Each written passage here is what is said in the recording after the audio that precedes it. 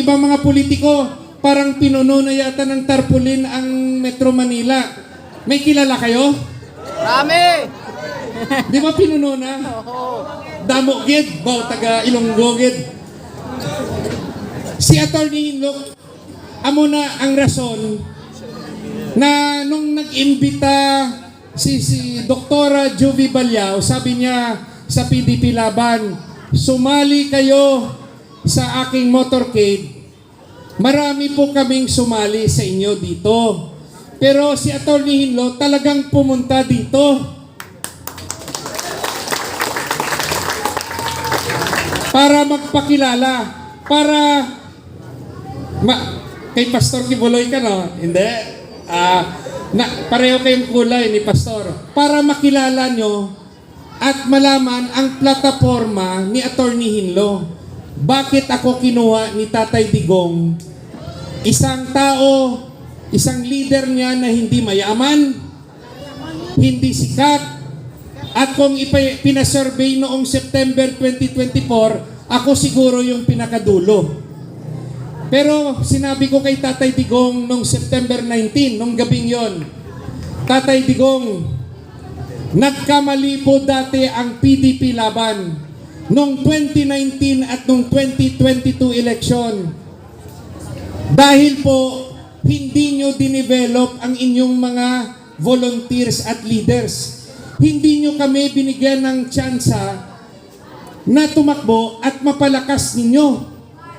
Yung nangyari noon, Tatay Digong, yung tinulungan ninyo ay yung mga mayayaman at yung mga trapo. Tama, mali? Tama. Yung sikat lang, di ba? Yan yung sinabi ko talaga kay Tatay Digong. At sinabi ko sa kanya, Tatay Digong, yung mga tinulungan yung trapo at mayayaman, nasaan na sila ngayon? Nasaan sila? Di ba iniwan siya? Di ba iniwan nila si Tatay Digong? Meron namang iilan na nandito pa rin. Pero karamihan sa kanila dahil wala na sa poder si dating Pangulong Duterte, iniwan siya at yung iba trinaidor pa. Yung iba, dinala pa siya sa The Hague, Netherlands at ipinakulong sa dayuhan. Tama, mali? Tama. Yung mga taong yon, susuportahan nyo ba o hindi? Yung nagpadala kay Tatay Digong sa Netherlands at ipagliliti sa mga dayuhan, susuportahan nyo ba o hindi? Kung meron mang pananagutan si dating Pangulong Duterte, dapat ang magliliti sa kanya kapwa Pilipino. Tama o mali? Tama. Ang Pilipinas para lang sa Pilipino at hindi para sa dayuhan. Tama? Naririnig nyo ba yan sa mga senador na kaalyado sa alyansa? Hindi, siyempre. Sinabi ba nila na mali yung ginawa ng presidente? Si Attorney Hinlo po nandito para mabigyan ng boses kung ano yung tama. Ang Pilipinas po para sa Pilipino, hindi po para sa dayuhan.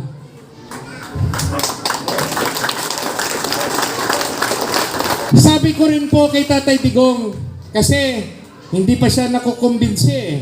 Sabi ko, Tatay Digong, ang nagpanalo sa'yo, ang mga volunteers, ang mga tao, hindi naman ang mga politiko. Di ba noong 2014 hanggang 2016, iilan lang na mga mayor at congressman at gobernador ang kumampi sa mayor ng Davao, di ba? Konti lang. Ang kumampi sa kanya, kayo. Tama, di ba?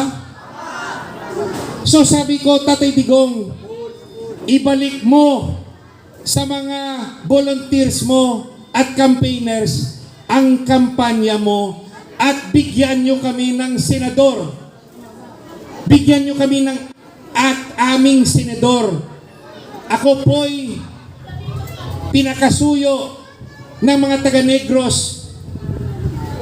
Irepresenta ni Atty. Hinlo ang mga volunteers mo at ang Visayas. Pagbigyan nyo rin kami. Saka Tatay Digong. Salamat po. Saka sabi ko, Tatay Digong, kasi sabi niya may survey eh. Sabi ko, Tatay Digong, sino ba ang mag-aakala na ang mayor ng Davao ay magiging Pangulo ng Pilipinas? Wala rin siya sa survey nung umpisa. So naalala niya, nakonsensya siya at narinig niya yung plataforma ko na sasabihin ko rin sa inyo ngayon. Nung narinig niya lahat ng yon, sabi niya kay former Secretary Wendell Avisado, Wendell, isama mo na sa senatorial lineup si Atty. J.V. Hinlo.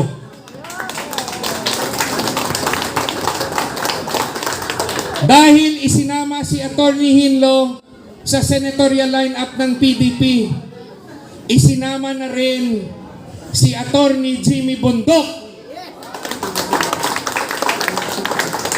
Dahil isinama si Atty. Hinlo sa senatorial lineup ng PDP Laban, isinama na rin si Atty. Raul Lambino.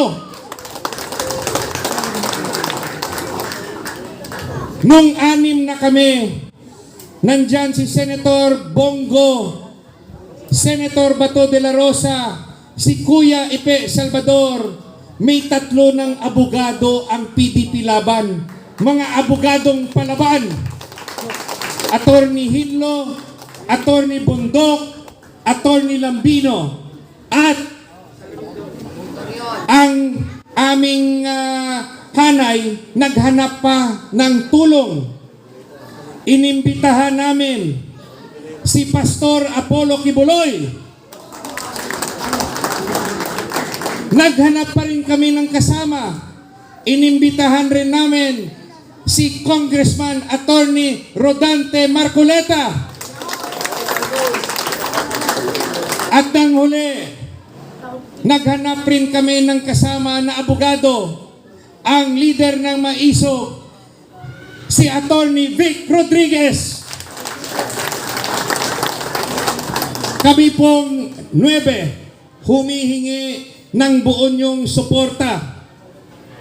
At yung nag-iisa niyong senador ng Visayas, tulungan niyo po. Kasi po, wala akong tarpaulin, wala akong billboard, pero marami akong marites. Marami bang marites sa Pasay?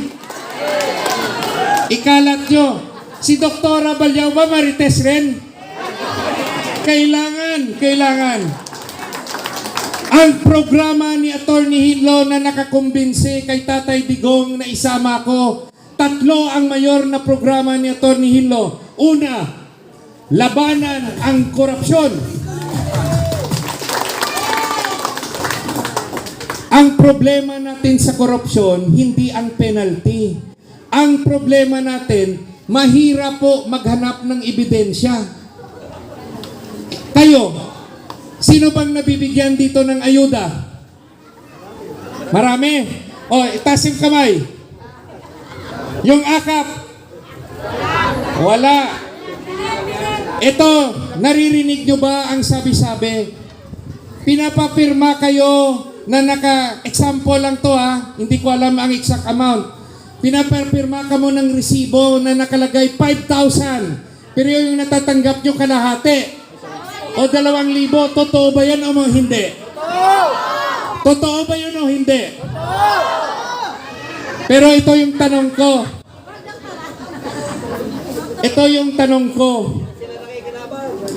Yung tanong ko, nagreklamo ba kayo sa ombudsman o hindi?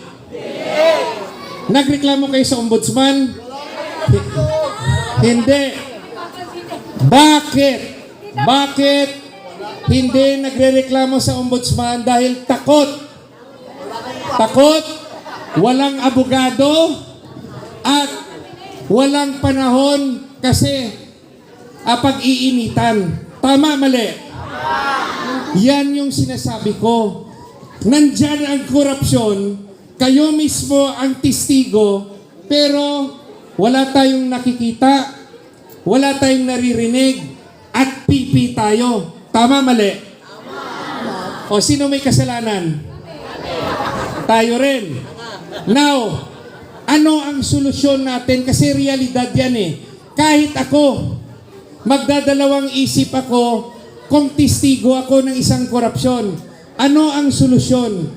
Ang solusyon, bigyan natin ng kapangyarihan ng ombudsman na makapag-imbestiga ng bank account at ari-arian ng mga opisyal ng gobyerno.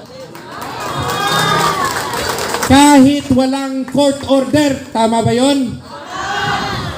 Kasi nakikita natin yung mga opisyal natin, yung mga bag ng mga babae na opisyal at mga asawa, may Hermes.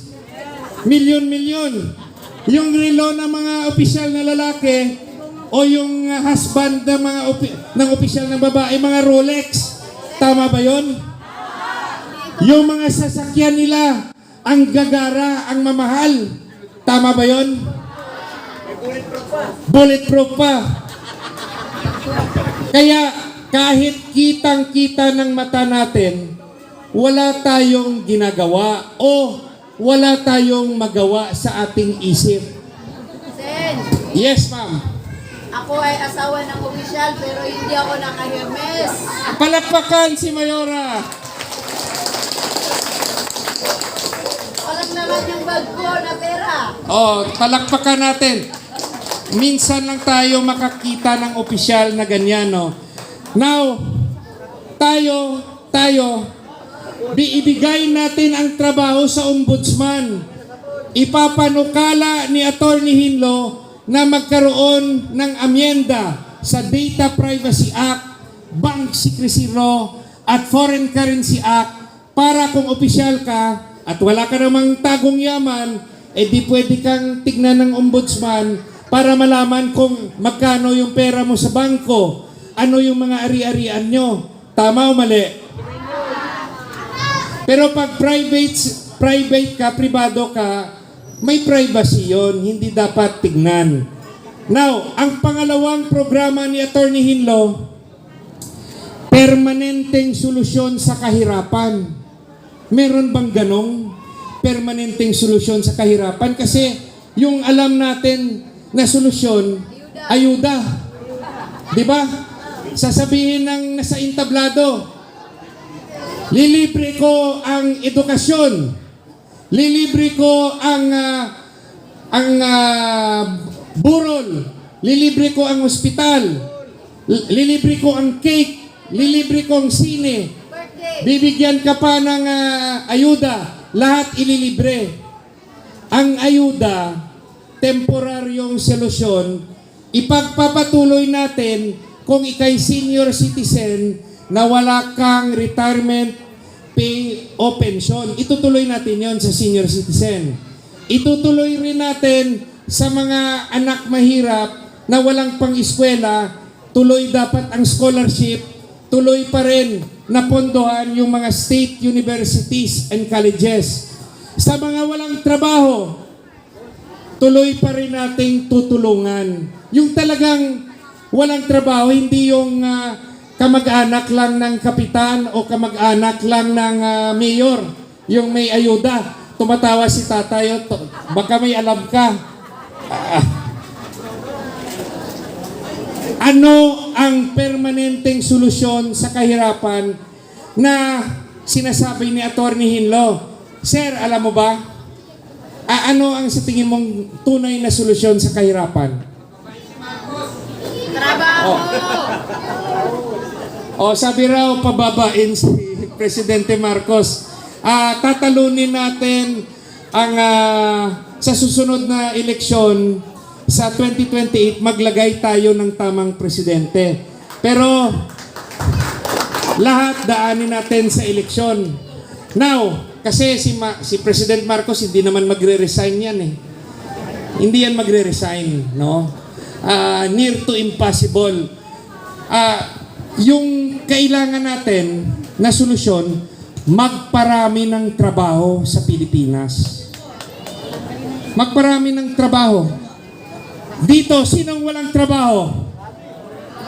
Sinong walang trabaho? Now, pati si Julie walang trabaho. Pensyonada ka, Julie, pensyonada ka.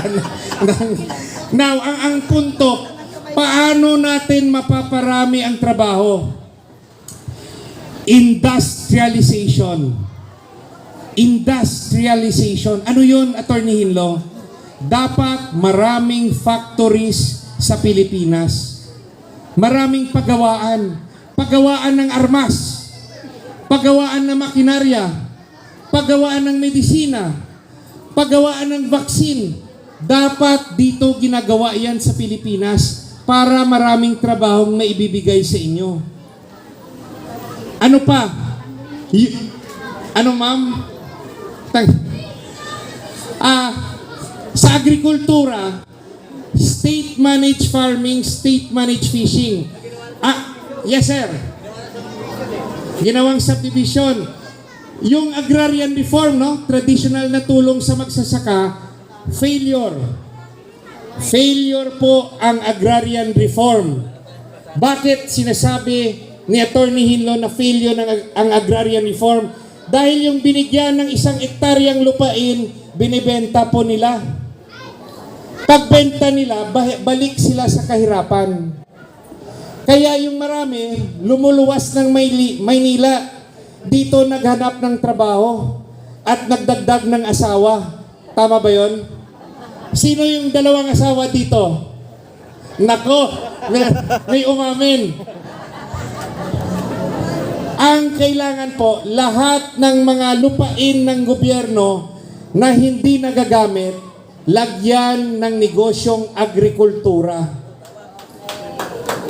Farming, warehouse, rice mill, factories, distribution, trading center, maraming trabaho magagawa sa kanayunan. May sweldo a 15 at 30, may GSIS benefit, retirement pay, hindi na kailangan ng civil service exam except for manager position. Bakit? Hindi naman pang opisinang farming eh. O driver ka dyan ng delivery truck eh.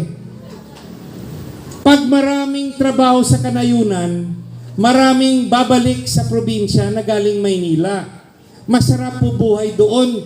Dito po, kanina sa motorcade, ang Metro Manila, ang mukha ng Metro Manila, mayaman. Ang mukha, mayaman. Mga malalaking buildings, yung dinadaanan ng mga daanan. Pero pag pumasok ka sa loob ng Maynila, yung pinasok ng ating motorcade, sabi ko, Attorney Hinlo, ba't ka pa babalik ng Maynila? Matahimik na buhay mo sa Bacolod. Nakita ko po ang inyong kalagayan. Nakita ko sa mata ko, napakahirap pala ng lugar dito sa Metro Manila. Ang kitid ng mga daanan, ang liliit, ang mga tao, parang nandyan lang nakatambay, ang mga bata nandyan sa daan, naglalaro lang. Parang sabi ko, anong nangyari sa Pilipinas? Bakit nagkaganito? Bakit sinanay kayo sa ayuda? Bakit hindi kayo binigyan ng trabaho? Bakit nagpapauto kayo? Bakit nagpapaapi kayo? Gusto nyo bang habang buhay kayong ipapalinya na parang pulubi ng inyong congressman at mayor? Lumaban kayo. Baguhin nyo sa eleksyon. Ilagay ninyo si Dr. Balyaw.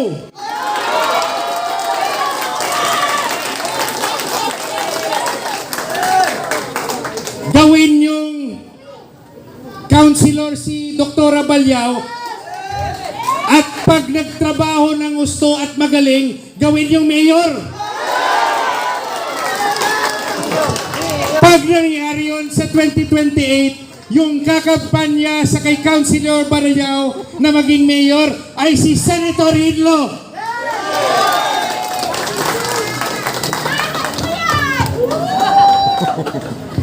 Kaya kailangan gawin yung number 1 si Senator Hinlo dito, ha? Kaya ba? Ako yung magiging campaign manager niya dito. Pag pinalaban natin bilang mayor. Mayor, maganda ka, ha? Gagalingan ng councilor namin.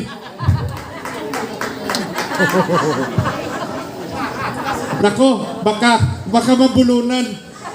One step at a time. Kung hindi pa pwede 2028, edi 2031.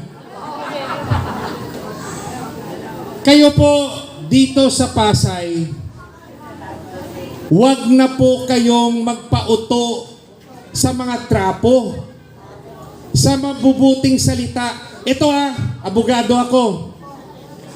Sasabihin nila, yung iba, wala akong pangalan na sinasabi. Pag sinabi ng politiko, iboto nyo ito kasi bibigyan kayo ng pera. Huwag kayong makonsensya o matakot kung tinanggap nyo yung pera at hindi nyo sinunod ang kanilang hiling. Bakit? Dahil hindi po nila maisusumbong sa korte ang pagbigay nila ng pera kasi illegal yun. Mali yun sa eleksyon. Bawal ang vote buying. So magsusumbong sila na binigyan ko ng pera si Juan de la Cruz. Hindi ako binoto. Hindi mangyayari yun. Kasi pag ginawa nila yun, makukulong sila. Naintindihan nyo? Kahit ano yung ibigay nila sa inyo, hindi nila maisusumbong sa husgado. Dahil bawal nga ang vote buying. Kaya kayo, gamitin nyo ang inyong konsensya kung sa tingin ninyo napakabuting kapwa taga-Pasay si Dr. Balyao, gawin nyo ng councilor dito sa 2nd District.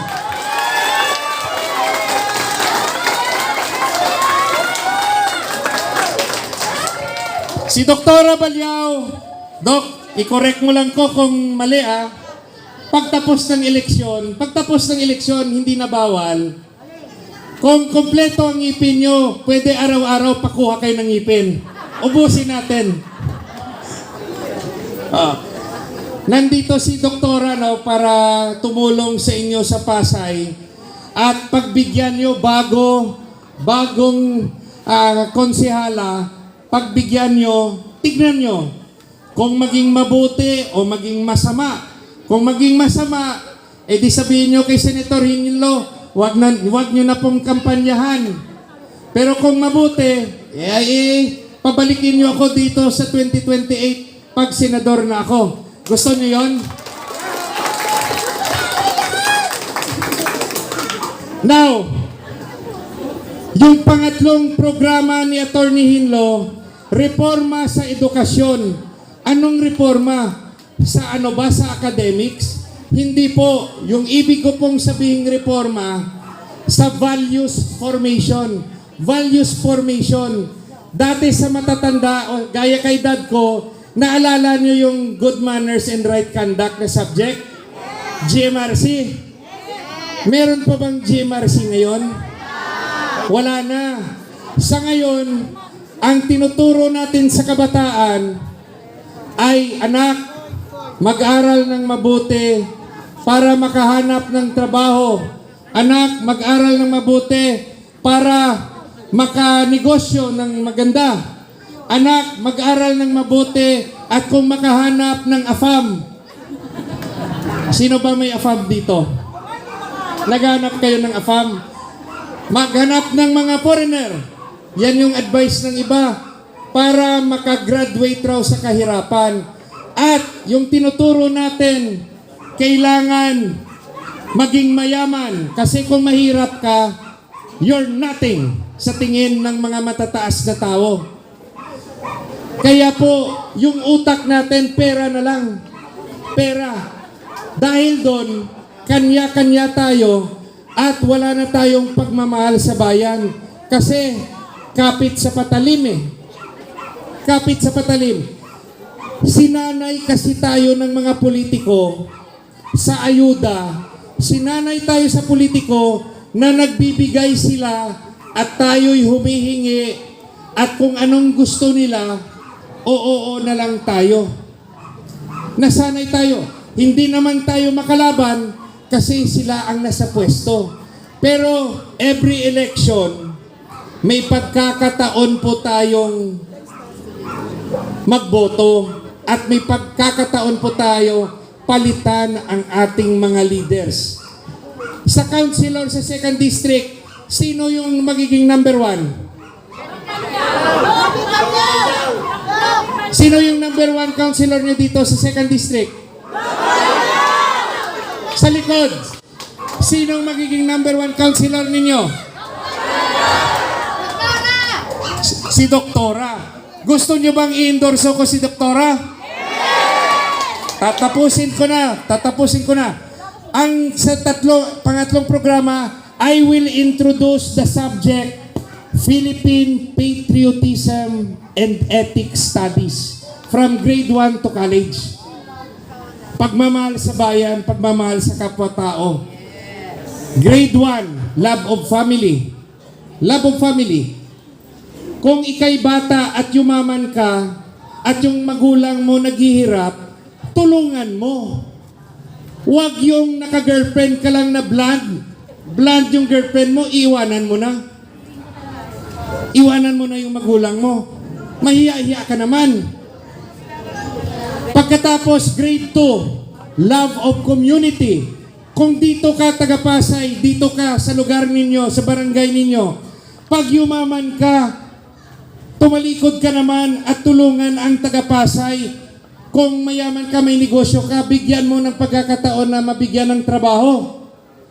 Tama o mali? Love your community.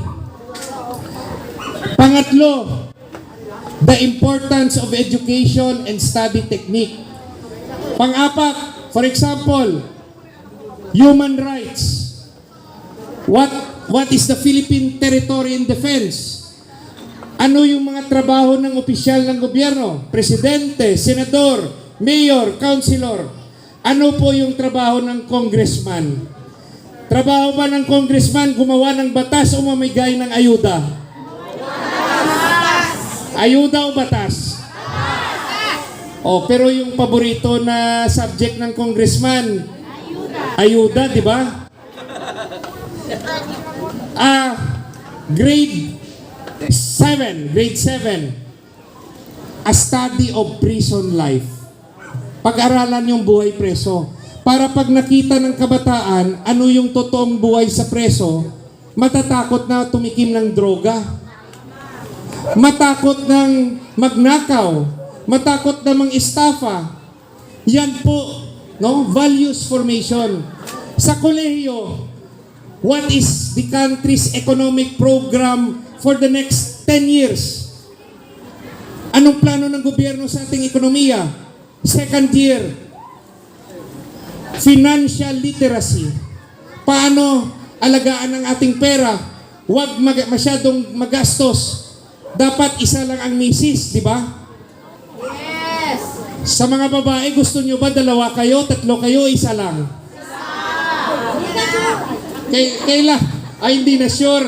Nako. Kung ikay lalaki at isa lang asawa mo, minsan napakahirap na ng buhay. Pag 2 asawa mo, nako, saan mo kukunin yung panggastos niyan? Di ba? Kaya si Attorney Hinlo, isa lang asawa. Sana. Ano sabi mo, ma'am? Sana all! Sana all. Now, Ako din yung third year college, the dangers of corruption. I-remind natin sa ating estudyante. Last year in college, what is taxation, custom duty, and estate tax, and how to file an income tax return. technical po yun. Pero dapat matuto tayo habang estudyante tayo. Imagine nyo kung ating mga kabataan makagraduate na may ganun. Natapos, siguro iiba ang Pilipinas. Ang pangarap po ni Attorney Hinlo na ang Pilipinas maging isang Singapore, South Korea, Japan at China.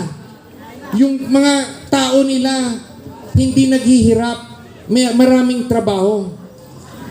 Tayo sa Pilipinas, ganito tayo dahil ang mga leader natin paulit-ulit. Kung ibabalik nyo ang mga nakaupong senador, Pasay, kung ibabalik nyo ang mga nakaupong senador, ang buhay nyo ganito pa rin. Kahit napakarami ng kanilang tarpulin, kahit may ibibigay sila sa inyong ayuda, ang buhay nyo ganito pa rin. Gusto nyo ba yon na pabalik-balik na lang ang mga senador? I-try nyo naman si Attorney Hinlo. I-try nyo naman. Si Attorney Hinlo, number 30 sa balota. I-try. Tikman mo si Attorney Hinlo. Bilang senador. Oo. Now, tatawagin natin ang ating susunod na konsehal. I-endorso ng Visayan Senator